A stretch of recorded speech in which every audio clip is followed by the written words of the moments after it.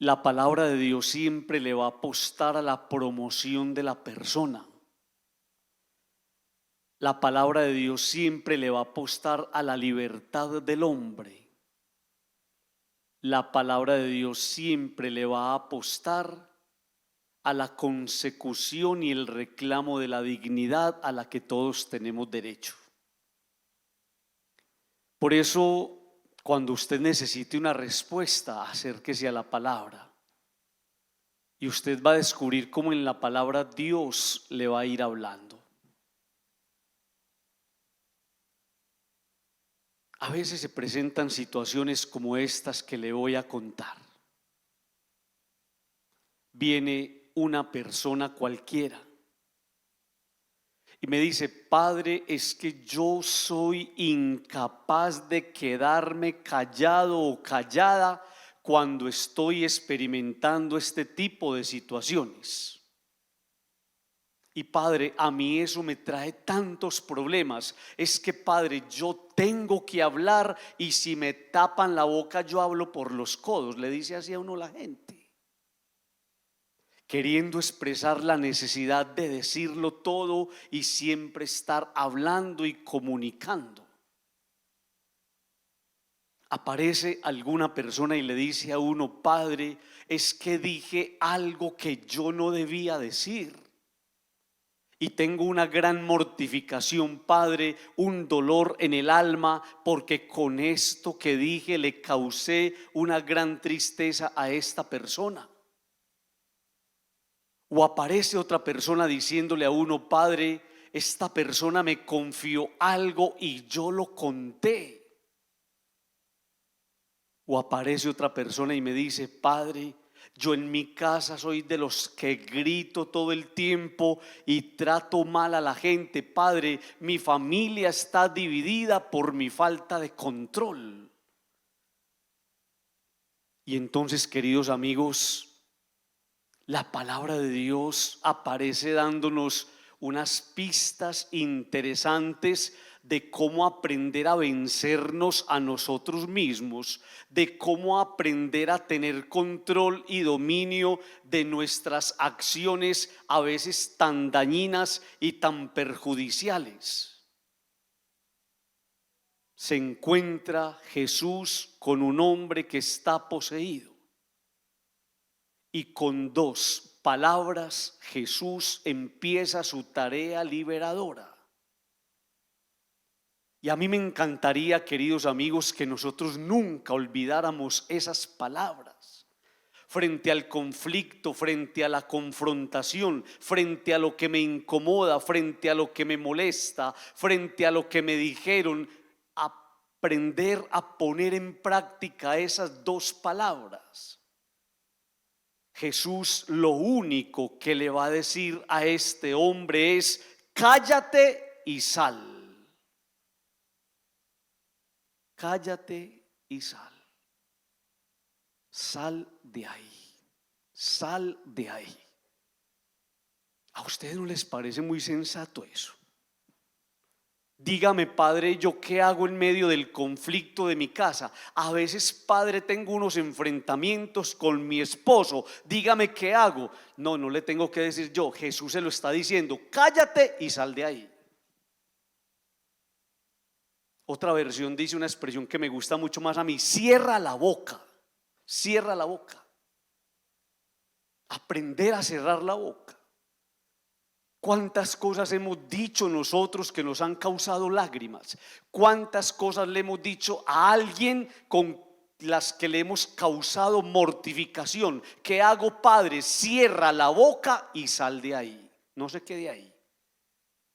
¿Por qué no me quedo ahí, Padre? Porque usted va a seguir abriendo la boca. Salga de ahí, váyase de ahí. Cuente hasta 1000, descanse, tome un vaso de agua, repose un momento, oxigénese.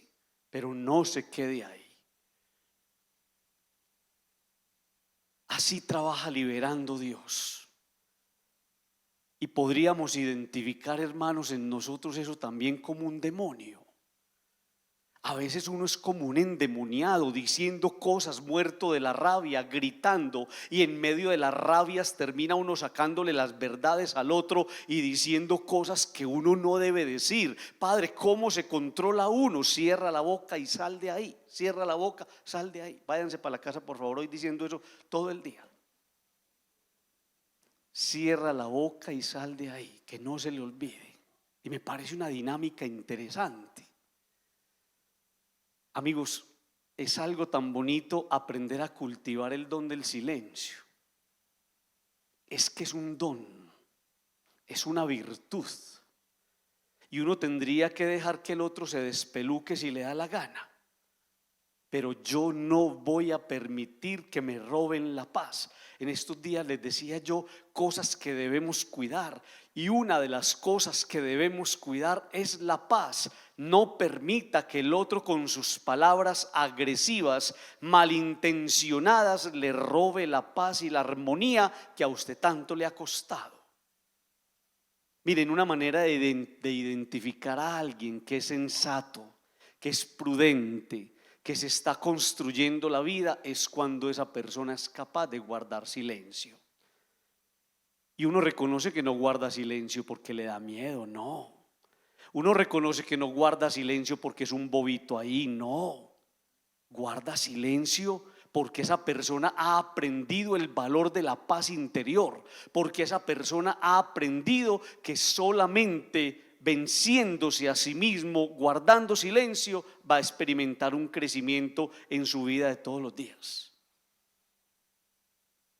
Cierra la boca y sal, váyase de ahí, no se quede ahí, y usted se dará cuenta cómo esa acción sabia, prudente e inteligente le traerá cosas buenas.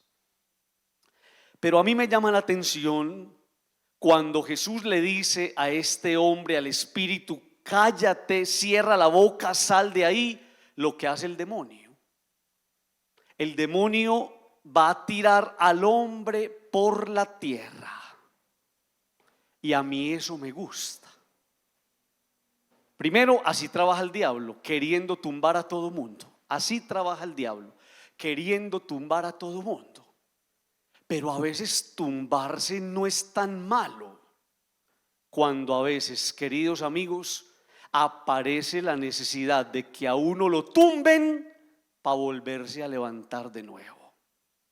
Pero levantarse como una persona renovada, levantarse como una persona transformada, levantarse con fuerzas nuevas y motivaciones nuevas, levantarse con un aire verdaderamente lleno y cargado de motivación. Les he dicho muchas veces que en medio de los errores que hemos cometido en la vida, a veces hay que permitir que se nos caiga la casa para volver a edificarla de nuevo. A veces hay que permitir volverse al suelo de donde salimos para volver a construir a esta persona, pero no a la manera del hombre, sino a la manera de Dios. Vamos a pedirle al Señor que nos conceda la gracia con esta palabra de cultivar esas virtudes. Primero, la virtud del silencio. Segundo, la virtud de saber desaparecer del lugar donde no debo estar. A veces, queridos amigos, uno tiene que salir de ahí, y es la dinámica que usa el Señor en su proceso liberador. Cuando va a sanar a alguien, lo saca del sitio y se lo lleva aparte y le advierte que no vuelva allá. Hay que aprender a salir. Ese salir es muy especial, porque cuando salís tenés la capacidad de mirar la situación desde afuera, no desde adentro. Y le pedimos al Señor el don también de reconocer con humildad que hay muchas cosas en la vida que tienen que ser sometidas a un nuevo comienzo. Que nos conceda el Señor a todos nosotros la gracia de sabernos libres en sus manos. Digan conmigo, amén. 2 puntos para nuestra reflexión. El primero, aún nos mantenemos escuchando la cercanía que Pablo ejerce con la comunidad de Colosa, los colosenses, donde en esta primera lectura que hemos escuchado se nos ha ofrecido uno de los signos cristológicos más puros con los que Pablo y la comunidad cristiana primitiva quisieron recoger de lo que es Cristo. Cristo es Dios y Dios es nuestro creador. Y sería interesante que nosotros nos hiciéramos una reflexión muy al corazón. ¿Cuál es la imagen que nosotros tenemos de Cristo? Cuando nosotros asistimos a un mundo donde Cristo es un personaje, es una idea, es una definición de la lógica y de la razón humana, pero no pasa de ahí. San Ignacio de Loyola tiene una frase muy bella que la colocan al interno de esta misma reflexión bíblica de la primera lectura que hemos escuchado. Dirá Ignacio de Loyola: tendríamos que pedirle a Dios que nos ayude a internalizar la imagen de Cristo para que a Él solo lo amemos con el corazón, mas no con la mente. Esta primera lectura no recoge sino la evidencia de los que contemplan, de los que adoran, de los que se dejan atraer desde el alma por Cristo el Señor, imagen visible del Dios invisible, quien en Él fueron creadas todas las cosas. Cristo no es la imagen de una duda, Cristo no es la proyección de la ficticia de Dios, Cristo es el rostro visible, y de esto tendríamos que ser nosotros muy contemplativos, más que lógicos, más que racionalistas. El segundo punto de reflexión, nos vamos a ir al Evangelio de Lucas. Pilas pues, muchachos. Un evangelio bien exigente. Este evangelio va dirigido a personas y a grupos pastorales de otra parroquia. Aquí esto no pasa. Hay una historia muy linda de un hombre que siempre ayudaba económicamente con su parroquia. Era demasiado generoso. Y un día decidió no solamente ser generoso con su dinero, sino ser generoso con su tiempo. Y le pidió al sacerdote que le admitiera en uno de los grupos pastorales. Y cuando él entró, se llevó una sorpresa de esas que escandaliza de una manera muy extraña. Decía este hombre: ¿cómo es que los que llevan tantos años sirviendo en la parroquia aún no se han estrenado en Cristo? Aún no han transformado ni han dejado llegar la novedad del Evangelio a su vida. Siguen siendo igual de mundanos que cuando aún no habían llegado a ser servidores en la parroquia. Muchachos, uno a la parroquia no llega a competir. Uno a la parroquia no llega a buscar estatus. Uno a la parroquia no llega a buscar sacar y dañar a otros. Uno a la parroquia no llega a moverle el tapete a otro para dejarlo en zozobra, en tristeza, en angustia. Uno en la parroquia no llega ni siquiera a amarrarle los zapatos al cura, porque entonces no se ha convertido. Porque el día en que trasladen al cura, hasta ahí llegó la capacidad de servicio en la parroquia. No podemos nosotros, en nombre de una imagen pasajera y ficticia, hacernos servidores de ninguna pastoral de parroquia. Cuando nosotros entramos al servicio del apostolado, radicalmente nuestra vida tiene que reflejar la alegría del cristiano, la alegría de Cristo, la novedad, la transformación, la ilusión de otra manera de seguir viviendo.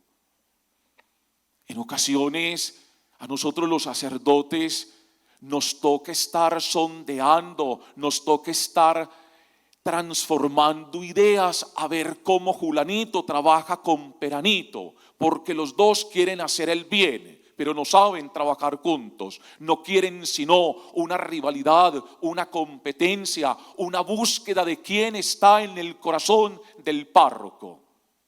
Y no se hagan demasiadas ilusiones. En el corazón del párroco están todos y no está nadie, porque llegará un momento en el que sale de la parroquia y tendrá que ir a amar a otros.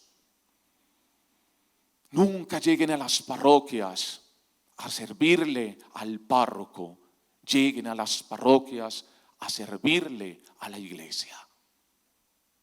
Los curas somos, como dice el dicho, pájaro, paloma y gato, ¿cuál de todos más ingrato? Amen la parroquia, sirvan a la parroquia. Es muy lindo cómo Jesús cuenta la parábola. Miren, muchachos, cuando uno no tiene claro un servicio desinteresado, una humildad evangélica, una capacidad de abnegación, cuando uno no tiene claro esto, llega el vino nuevo del evangelio y lo revienta, porque aún está recibiendo el vino en una copa vieja. ¿Y cuál es la copa vieja? Una vida de orgullo, una vida de soberbia, una vida de prepotencia, una vida de búsquedas, de aplausos, de reconocimientos. Entonces, cuando cae el vino en el corazón, no lo soportamos, porque en el fondo no estábamos buscando a Dios, estábamos buscando imagen y muchas veces afectos que no siempre terminan siendo los más sanos. A vino nuevo, odres nuevos, el vino nuevo del evangelio, el vino nuevo de Cristo, el vino nuevo de un servicio silencioso donde yo solamente quiero hacer el bien, no puede caer aún en una copa vieja, que es la vida de tristezas, de resabios, de angustias, porque entonces nos revienta, muchachos, y por eso terminamos yéndonos resentidos de una parroquia. Resultamos enemistados con los otros 100 y 200 servidores que están en las mismas, o terminamos incluso por perder la fe porque la pusimos demasiado bajito. A vino nuevo, odres nuevos. Ojo, muchachos, Cristo no es un parche que se coloca en el agujero de nuestra vida. Cristo es el todo que retransforma, que reintegra, que hace bendecida esta vida que en ocasiones no sabemos ni para dónde le estamos orientando. Tener servidores en la parroquia es lo más hermoso. Tener quien ayude, quien haga, es demasiado hermoso. Un cura solo en una parroquia termina fracasado. Pero qué lindo que esos servidores entiendan que no es buscando afectos cureros de curas, sino que es buscando su propia conversión. Y es ahí donde verdaderamente estaremos viviendo una renovación y una conversión permanente. En San Benito, aquí muy cerca, donde fui párroco casi 4 años, le decía siempre al consejo pastoral parroquial: amen la parroquia, porque yo no siempre estaré con ustedes. Amigos, las parroquias son más de la comunidad parroquial que de un cura. Nosotros estamos de paso, pero ustedes son los que siembran la alegría, ustedes son los que siembran el servicio, ustedes son los que siembran la solidaridad, ustedes son los que se conocen y los que empiezan a ser hermanos más que los que se ven esporádicamente en una Eucaristía, cuando hay un servicio profundamente formado en el Evangelio, entonces dejan de ser simples compinches y se hacen amigos y hermanos del alma. Y esto se siembra de una manera hermosa dentro de cada comunidad parroquial. Les repito, esto es para los de afuera. Pidámosle al Señor en este día que el vino nuevo que Él nos está ofreciendo no caiga en una vida vieja, resentida, solitaria, maluca. Que estrenemos una copa nueva, una copa de cristal, una copa limpia donde ese vino permanezca intacto y que ese vino entonces le dé el secreto a la copa para que al levantarla y brindarla, entonces la vida valga la pena vivirla y no arrastrarla y no simplemente llevarla a los estrujones. Estrénate en la vida nueva que Dios hoy te está ofreciendo. Amén.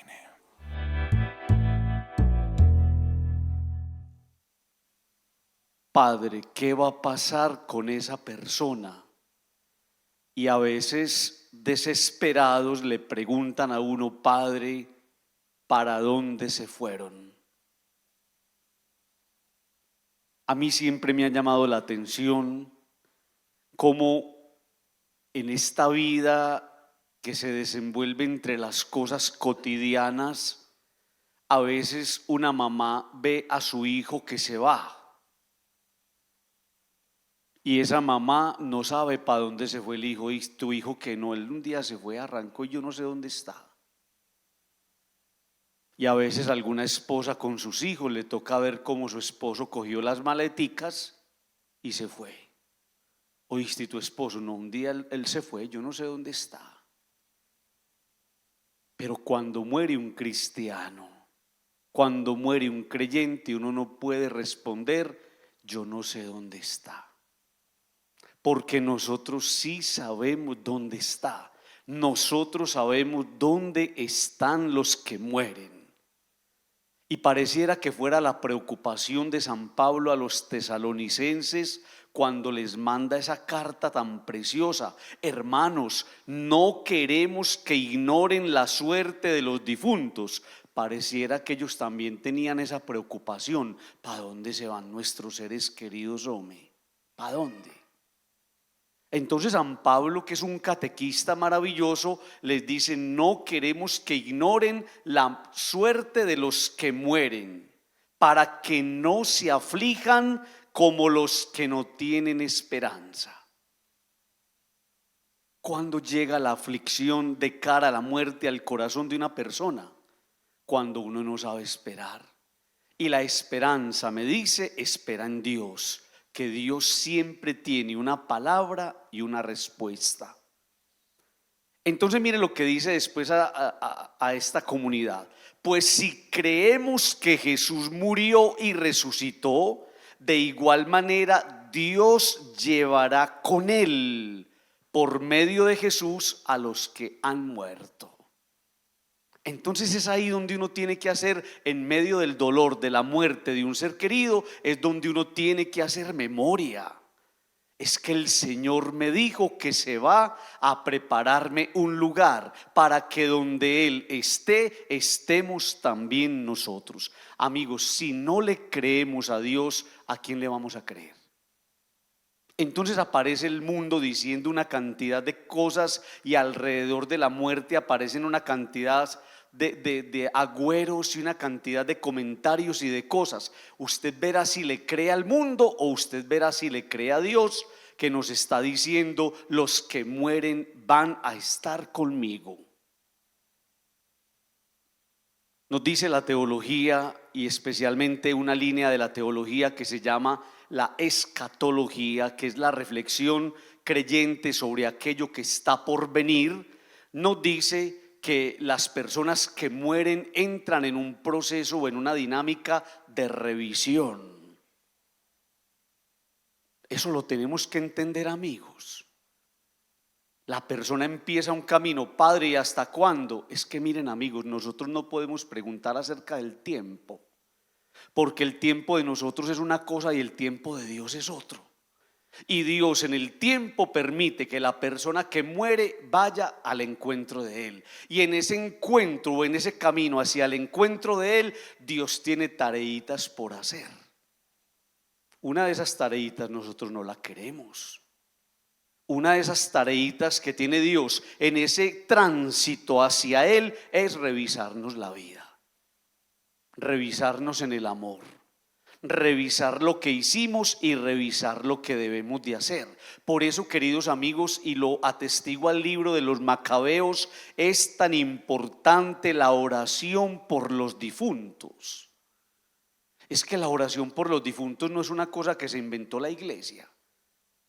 Y pareciera que fuera inútil orar por los que ya murieron. Y el que tenga dudas de eso, venga al segundo libro de los Macabeos y se va a dar cuenta cómo allí hay una oración especial por los que mueren. Padre, ¿por qué? Porque la oración siempre será una ayuda, porque la oración siempre será un impulso para alcanzar la mirada misericordiosa de Dios.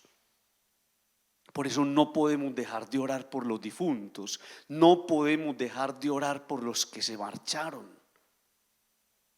Y entonces en ese proceso, dice el Señor, hay un tiempo hasta la venida del Señor. ¿Y qué pasa, Padre, cuando venga el Señor? Dice la palabra que los que están vivos serán arrebatados a Él, y los que murieron oirán la voz y serán resucitados. Padre, tan raro eso. Es que las cosas de Dios son muy raras, pero son maravillosas, porque terminan siendo un misterio maravilloso de amor. Y en ese misterio Dios nos envuelve, y en ese misterio Dios nos alimenta la esperanza. Por eso, queridos amigos, tenemos que aprender a ser muy delicados con los muertos. Amigos, una vez vi a mí me sentaron una vez un muerto en un velorio. Me lo sentaron, estaba yo en la misa y me lo sentaron ahí en X parroquia de Medellín. Y yo era celebrando la misa y yo no sabía si rezar por el muerto o rezar por mí, del susto que yo tenía. Y tiran pólvora y hacen de todo. Amigo, la delicadeza con los muertos, la delicadeza con los cuerpos, la delicadeza por lo que fue esa persona. Pero hoy los muertos los manejamos como cualquier cosa y a veces simplemente, ni siquiera, queridos amigos, queremos tener un ritual cristiano delicado, místico con esa persona que se merece todo. Miren, les cuento un detalle que tenemos que aprender a cuidar. Murió una persona en X parroquia de Medellín. Fui a visitar la familia. Estaban tranquilos. Me ofrecieron un fresquito, me senté con ellos, hablé y me empezaron a mostrar la casa. Cuando llego al cuarto del difunto o de la difunta, para que no sospechen, veo en una pared un reloj precioso colgado. Y yo dije, oye, ¿qué es esa belleza, hombre? ¿Usted no vende ese reloj tan precioso? Y me dijo, lo vendo. Ay, padre, me pueden dar todos los millones del mundo por ese reloj, padre, y yo no voy a salir de ese reloj nunca. ¿Cómo lo quería? Y yo, es verdad. No salgas de esa joya, qué cosa tan preciosa. Oíste.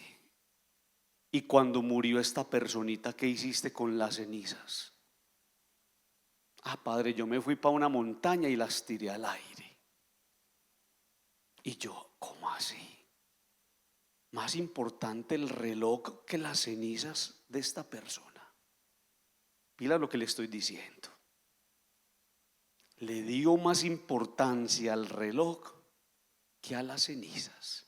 Guardó el reloj y no fue capaz de guardar las cenizas. Me pueden dar los millones por el reloj, pero las cenizas ya no me valen nada. ¿Cómo así? Es que son las cenizas de un perro. Más delicada la señora que una vez me llamó estando en X parroquia de Medellín, que si le guardaba las cenizas del perro en la cripta. Más delicada esa señora que esta personita que tiró las cenizas al viento. Es que ahí no se trata de poesía y ahí no se trata de bohemia. Ahí se trata de ser real. No son los restos de un gato ni de un perro. Son los restos de la persona que tanto amé. De una persona. Y yo le di más validez al reloj que a la persona. No. Cuidemos nuestros muertos. Cuidemos su memoria. Y no se le olvide una cosa, que cada cosa tiene que ir en su lugar. Y cuando uno entiende eso, uno va cultivando la verdadera sabiduría. Yo no sé si ustedes me dejan decirles otra cosita. En el Evangelio aparece una cosa muy especial y es un Jesús que está trabajando.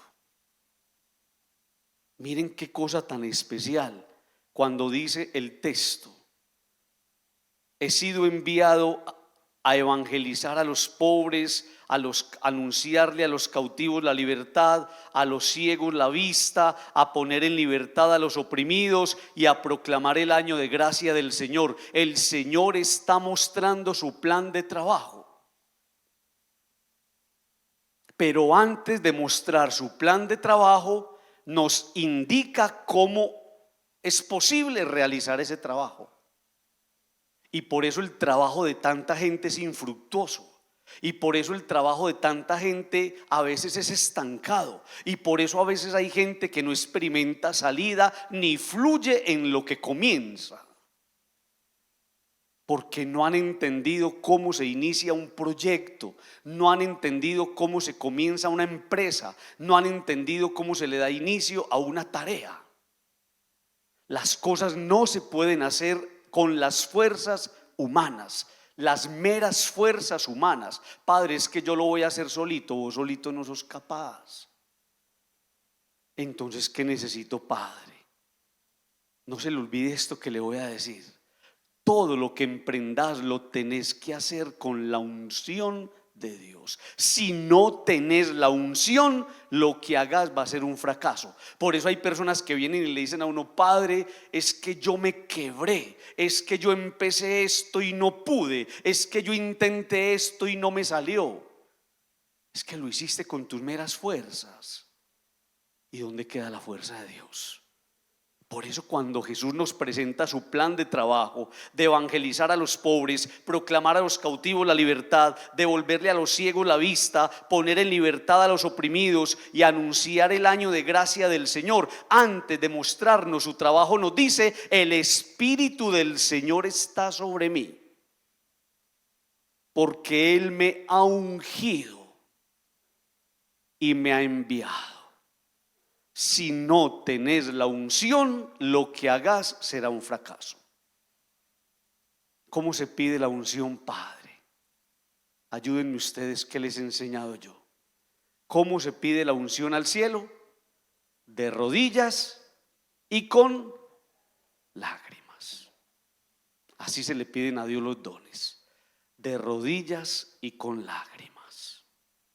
Que el Señor nos conceda la gracia de la unción, para que con la unción seamos capaces de llevar a una feliz realización todo lo que emprendamos.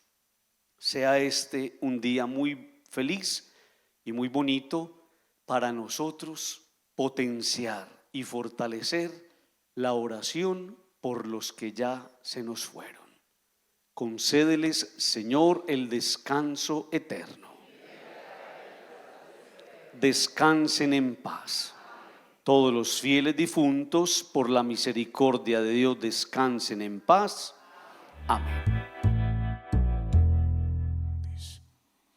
Vamos a tomar dos palabras muy bellas de esta primera lectura que hemos escuchado y que se vuelven al mismo tiempo la centralidad de la vida cristiana. Nosotros, dentro de la pastoral de iglesia, dentro de todo el movimiento de parroquia, nosotros los sacerdotes buscamos armonizar, proponer, hacer y terminamos reventados con mil cosas. De hecho, ustedes corresponden de una manera bella, genuina, generosa a las propuestas pastorales que los sacerdotes hacemos. Pero pilas con esto, que si nosotros los sacerdotes nos perdemos en la esencia, hacemos que nuestras comunidades también se pierdan, porque perdido el pastor, perdido el rebaño. ¿Qué es lo fundante en la vida cristiana, mis queridos amigos?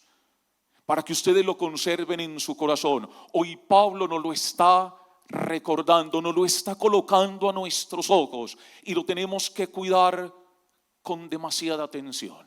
Son dos únicas realidades concretas las que deben ocupar el corazón en nuestra madurez, en nuestro conocimiento, en nuestra adhesión a la comunidad creyente: la fe en Dios y el amor a los hermanos. Basta. Si eso es lo que mueve la vida, si esto es lo que mueve nuestra pasión, si eso es lo que mueve nuestra conciencia, si eso es lo que estamos haciendo, entonces estamos haciendo lo correcto. De lo contrario, nuestras parroquias serán también las sedes de las piñatas y de la recreación pública. Si nosotros no cuidamos la esencia, creer en un mundo que quiere imponer el laicismo, que quiere relativizar lo sagrado, que quiere corromper lo divino, que quiere matar a Dios. Creer tiene que ser la fuerza y el poder que desde dentro nos dinamice, porque no somos ciudadanos de este mundo. El Pablo, enamorado de la fe y del Cristo resucitado, se lo entrega también con claridad a sus oyentes: somos ciudadanos del cielo. Por eso Pablo va a escribir de una manera muy linda y les escribe en actitud de agradecimiento. Les dice: les agradezco por la fe que han mantenido en Cristo Jesús y en el amor. Y miren cómo va a llamar a los hermanos. Lo llama de una manera exquisita, preciosa. Pablo va a llamar a los hermanos los santos, aquellos a los que han amado, aquellos a los que han cuidado, aquellos a los que se han unido. Nunca será más grande y verdadero el amor sino cuando estamos unidos, construyéndonos, solidarizándonos, apoyándonos, empujándonos en medio de las crisis y de los dolores de la vida. Sentir que alguien me ama y que no es un amor de posesión, de sometimiento, es un amor de libertad, es un amor de justicia, es un amor que te levanta cuando la vida te está derrumbando poco a poco. Guarden esto en su corazón. La esencia de la vida cristiana es la fe en Cristo y el amor a los hermanos. El padre Carlos Yepes, que es uno de mis padrinos de ordenación, cuando me ordenó, que me predicó la primera Eucaristía, me decía esto y me lo repitió 4 veces en 3 segundos. Wilson, tu esencia como sacerdote radica en 2 cosas: creer siempre en Dios y amar a los hermanos que Dios te regale en los diferentes lugares donde te ponga. Creer en Dios, en nadie más, ni en curas, ni en ideas, ni en religiones, ni en filosofías, ni en ideologías. Creer en Dios y amar a los hermanos. Segundo punto de reflexión, vámonos al Evangelio de Lucas, la agenda cotidiana de Jesús. Por ahí hay un chiste más particular, aunque yo soy más malo para contar chistes. Pero vamos a contar lo que le hace. Dicen por ahí, muy a propósito del evangelio de hoy, que Pedro negó 3 veces a Jesús porque le curó la suegra. Se embaló este hombre. Ahí está. Miren qué detalles tan lindos los que hoy nos regala el evangelio. Jesús está en Cafarnaún. El evangelio de ayer, estamos en un evangelio consecutivo, no hay parte, es en línea recta. Sinagoga de Cafarnaún, un hombre poseído por el mal al que Jesús encara y al que Jesús con autoridad lo manda callar y lo libera de esa posesión. Lo que indica que Jesús es una figura pública. Ustedes se imaginan Jesús siendo el párroco en Santa María de los Ángeles. Freddy no le llega ni a los tobillos. Público, lo seguían, lo buscaban, lo deseaban, querían estar con él.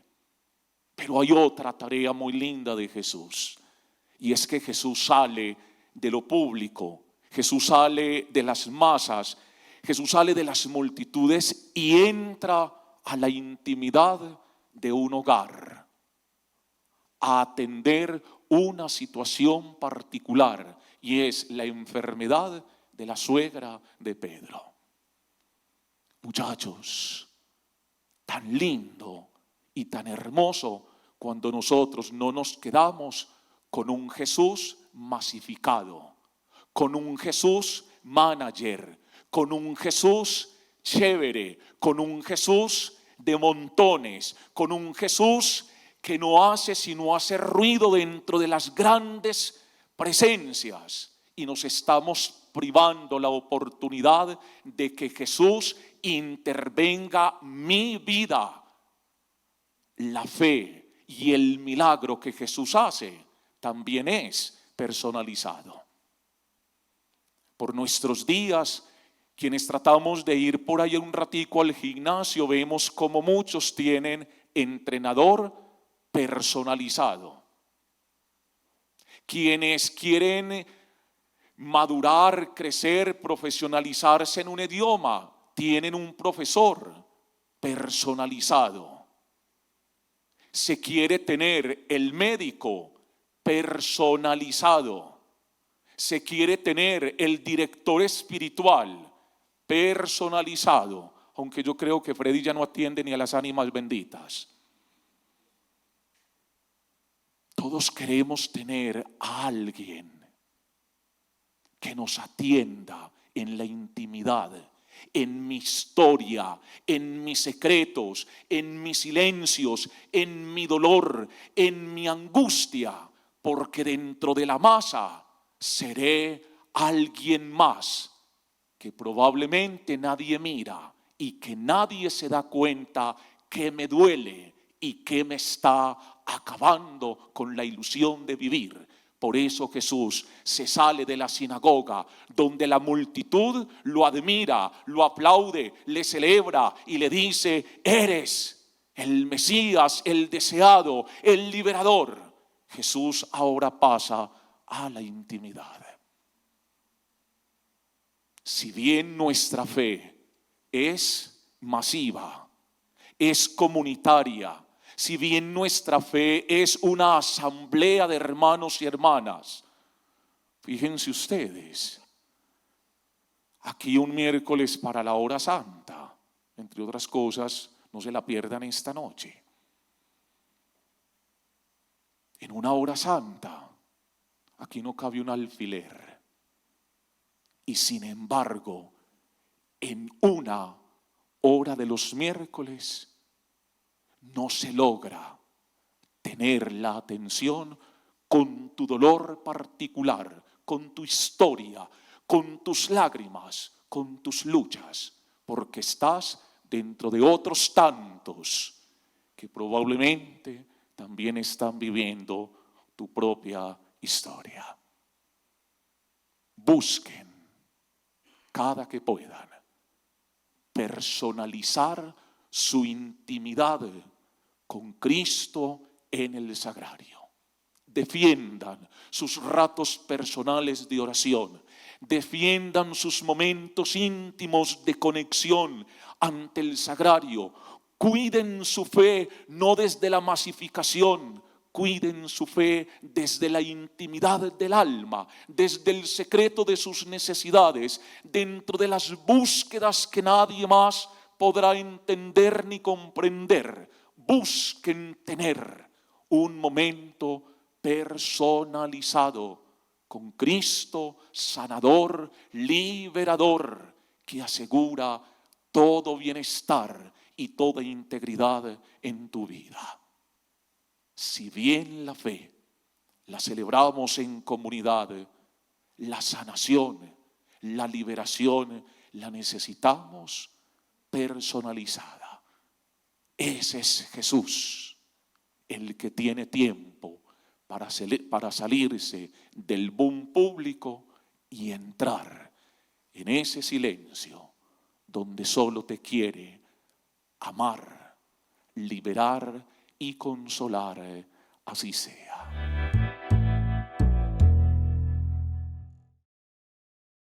Queridos hermanos, hoy el Evangelio nos invita a descubrir cómo en medio de nuestra vida cristiana actúa por un lado la razón humana, por otro lado actúa la fe y por otro lado está también el pecado inmerso en nuestra vida. Es lo que podemos vislumbrar en este Evangelio, donde Jesús está allí en el lago de Genesaret. Los discípulos, los que están allí, los que van a ser sus discípulos, han buscado toda la noche en su trabajo peces y no han logrado. Y ese día en la mañana Jesús está con ellos y les empieza a hablar, a predicar. Y luego le dice a Simón Pedro: tira nuevamente la red, ve a pescar nuevamente. Y allí aparece la razón humana: Señor, hemos bregado toda la noche. Razón humana siempre, digámoslo de este modo, siempre imponiéndose en medio de lo que Dios quiere y tiene planeado para nosotros. Señor, hemos bregado toda la noche y no hemos alcanzado nada, pero viene la fe, el salto de la fe podríamos decirlo, pero por tu palabra echaré la red. Miramos cómo está la racionalidad humana y la fe allí, y no siempre se dan ese mismo orden, que la razón aparezca inmediatamente y luego la fe. No, también a veces puede aparecer la fe, pero también la razón. Cuando aparece frente a esa fe, empieza a hacer que esa fe se pueda reducir un poco, porque no somos capaces de perseverar en esas promesas que el Señor ha hecho a todos y a cada uno de nosotros. Y miramos cómo efectivamente por la fe, por la palabra de Jesús, obtienen una redada de peces tan grande. En lo humano nos podría pasar lo mismo, como en el nombre del Señor hacemos tantas cosas, nuestro trabajo, las dificultades familiares, podemos ayudar a otros y tantas cosas en el ámbito humano y también en el aspecto de la materialidad. Sin embargo, aparece en medio de esa grandeza de Dios actuando, aparece el pecado. Miramos cómo Simón Pedro, al darse cuenta que es el Maestro, que es el Mesías, por eso dice: apártate de mí, que soy un pecador.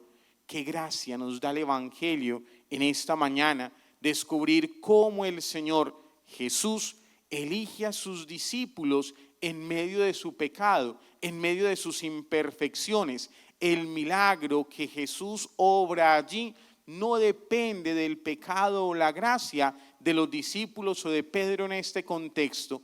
En medio de su pecado, el Señor sigue apostando con su gracia. El Señor obra cosas maravillosas, pero pensemos cómo hay un elemento más profundo todavía. No es la redada de peces, no es lo que ellos pueden alcanzar en el nombre del Señor por la escucha de su palabra, al menos en el contexto, simplemente la materialidad es lo que luego va a acontecer, como Jesús le dice a Pedro: no temas, desde hoy serás pescador de hombres. No era la redada de peces a lo que Jesús quería hacerlo llegar, era descubrir que en medio de esas cosas humanas hay algo superior. Y por eso dice el Evangelio, miramos ese contraste tan interesante, y ellos, dejándolo todo allí en la orilla, se fueron con él, lo siguieron. Miramos cómo no tenían nada en esa pesca. Cuando estaban en la orilla, van y obtienen los peces, y cuando ven la grandeza del Señor, son capaces de hacer a un lado eso que estaban necesitando y que habían toda la noche bregado y no habían podido. Para significar con ellos, mis queridos hermanos, que las cosas de este mundo, si bien son importantes, no son lo central ni lo más importante en nuestra vida de fe. Lo consideramos y somos capaces de hacerlo a un lado con tal de seguirlo a Él, con tal de estar con Él. Y pensemos cómo en nuestra vida cotidiana se da de esa manera.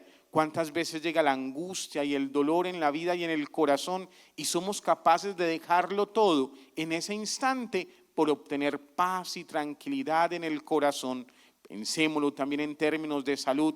A veces cuánto decimos: soy capaz de dejarlo todo si mi mamá se alivia, soy capaz de dejarlo todo si yo mismo recupero mi salud en esa enfermedad terminal que me han diagnosticado. Y así vemos cómo a nivel comparativo de las cosas humanas hay cosas mayores, y en medio de eso la cosa mayor, la cosa más grande es seguirlo a Él, es estar con Él, considerando que todas las otras cosas pasan inmediatamente a un segundo plano cuando encontramos el amor, la paz y la satisfacción.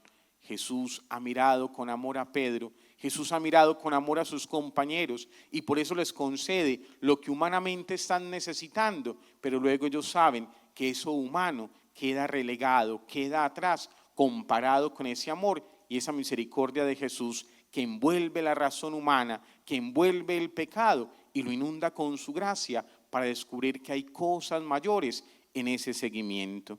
Continuemos nuestra Eucaristía, agradecidos con el Señor por la palabra que nos da.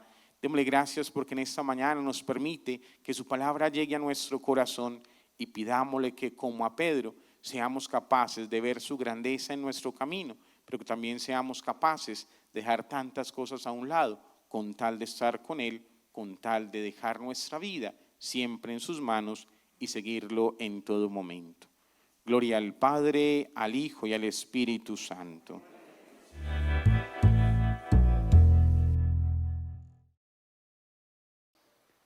Qué bueno es estar en la presencia de Jesús. Yo quiero invitarte para que hoy abras tu corazón y le digas a Jesús por qué estás aquí.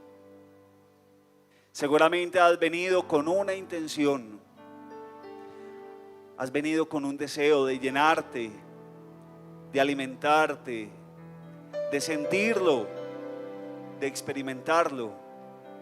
Él está aquí. Él está aquí vivo, presente y real.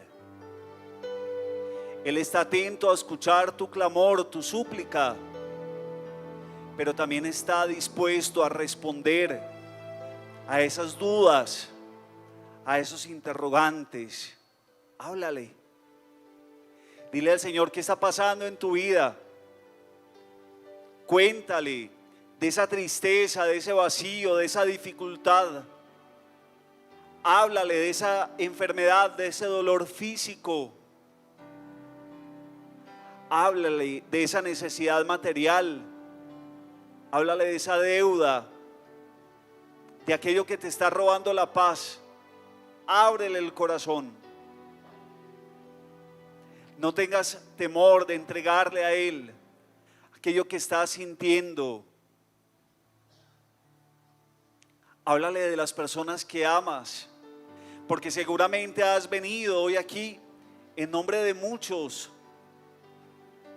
Seguramente tienes que hablarle de tu familia, de tus amigos, de esos conocidos, de ese compañero de trabajo, de ese vecino, de esa persona que hoy está pasando un momento difícil. Háblale, entrégale. Ese es el momento de abrir las puertas del corazón, de vaciar, de entregar. Que le puedas decir: Señor, lo quiero ofrecer y lo quiero entregar todo. Porque sé, Señor, que delante de ti todo se transforma. Hoy no me quiero guardar nada para mí.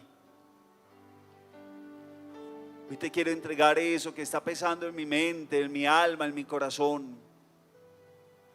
Porque sé y estoy convencido, Señor, que estás trabajando en mí, que estás haciendo tu obra en mí.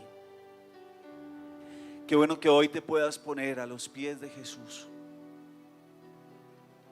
que puedas experimentar la gracia, la paz, que hoy puedas experimentar su providencia. Déjate mimar y consentir. Déjate contemplar. Entrega. Porque hoy Jesús, con brazos abiertos, quiere recibir aquello que en esta noche has traído.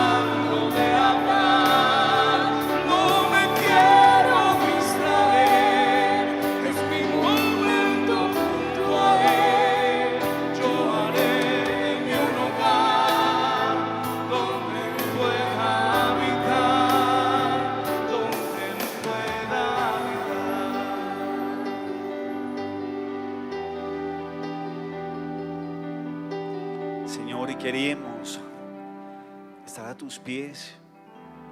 Hoy venimos dispuestos a escuchar tu voz, tu palabra. Señor, yo no quiero solamente querer recibir lo que me agrada o estar dispuesto a escuchar lo que me conviene. Yo vengo dispuesto a escuchar tu voz, lo que me quieras hablar.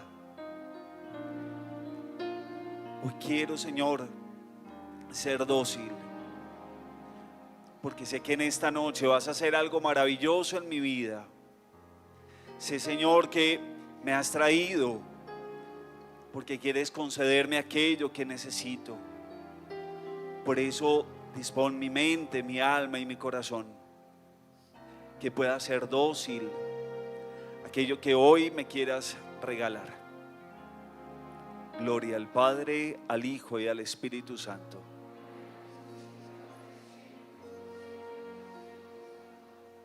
Quiero invitarlos para que nos pongamos de pie. Y qué bueno en esta noche poder clamar el Espíritu Santo. El Espíritu Santo bíblicamente tiene muchos calificativos. Se le llama de muchas maneras: el abogado, el defensor, el paráclito. Pero hay uno de los calificativos que me llama mucho la atención, lo llaman el huésped del alma. De hecho, cuando celebramos Pentecostés, en la secuencia se recuerda el huésped del alma. Y qué bonito que hoy podamos invitarlo para que venga a hospedarse. Él quiere hospedarse en tu alma. Por eso vamos a tener un signo. Vas a abrir tus manos, porque es el signo de la apertura, es el signo de recibir, de acoger. Qué bueno que hoy desde tu corazón le puedas decir: Espíritu Santo, ven. Espíritu Santo, te necesito. Espíritu Santo, te invito para que vengas a hospedarte en mí, en mi alma, en mi corazón. Espíritu Santo, ven a llevarte cansancios, dudas, fatigas, temores. Espíritu Santo, ven a moverte en este lugar. Ven a encender ese fuego. Ven a encender esa llama. Espíritu Santo de Dios, tú conoces los vacíos, tú conoces la frialdad. Ven a encender ese fuego en el corazón. Espíritu Santo, hoy abrimos nuestras manos, abrimos nuestra mente, abrimos nuestro corazón. Ven, ven porque te necesitamos. Ven a inspirarnos gestos, palabras y actos. Espíritu Santo, ven a enriquecernos con tus dones y con tus carismas. Ven a regalarnos esas gracias. Ven a darnos la alegría, la paz, la bondad, la dulzura, la mansedumbre, la obediencia.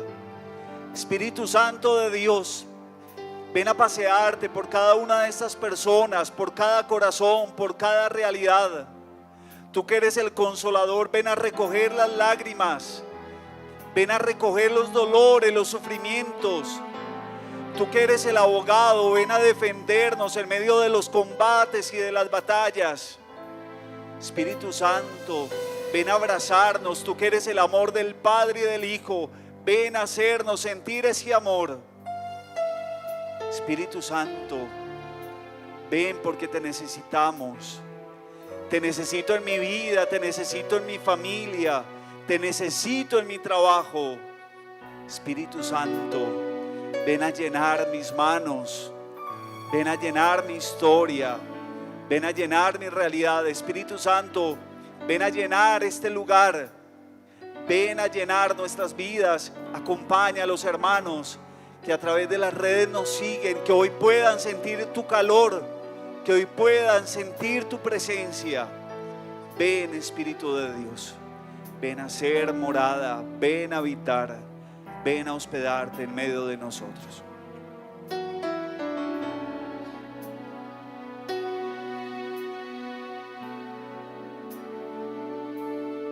Como suave brisa que refresca mi alma, tal como la lluvia que cae cielo y como el fuego que quema por dentro, apodérate.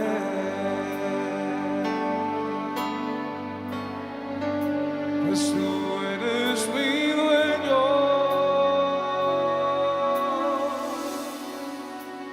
como suave brisa que refresca mi alma, tal como la lluvia que cae del cielo y como el fuego que quema por dentro, apodérate. Pues tú eres mi dueño, Espíritu de Dios, ven con tu gran poder, dime qué debo hacer y santifícame, Espíritu de Dios, ven con tu gran poder, dime qué debo hacer y santifícame, como suave brisa que refresca mi alma, tal como la lluvia que cae del cielo y como